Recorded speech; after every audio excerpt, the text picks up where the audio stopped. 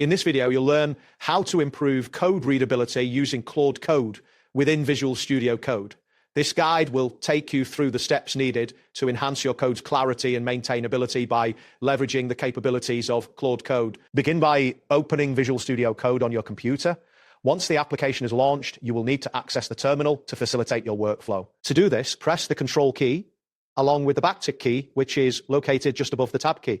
Alternatively, you can navigate to the top menu bar and select Terminal followed by New Terminal. This action will open a new terminal window at the bottom of the VS Code interface. Next, you will need to open the Claude Code panel, which is located in the side panel of Visual Studio Code. This panel is essential for sending prompts and code snippets to Claude Code for refactoring.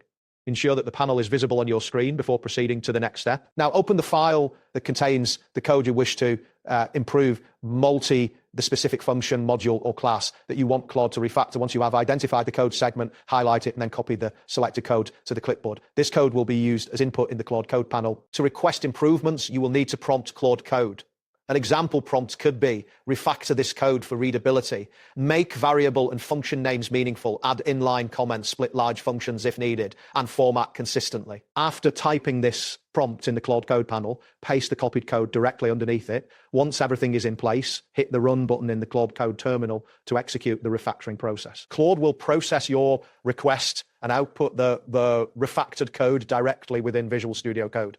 You can expect to see improvements such as more descriptive variable names, added comments for clarity, and consistent indentation and spacing. Take note of these suggestions as they will enhance the readability of your code. To apply the changes suggested by Claude, copy the refactored code from the output area back into your original file. Once you've replaced the old code with the new suggestions, be sure to save your file to keep the changes. If you wish to improve additional sections of your project, simply highlight another module, function, or class and repeat the process from prompting Claude to applying the changes.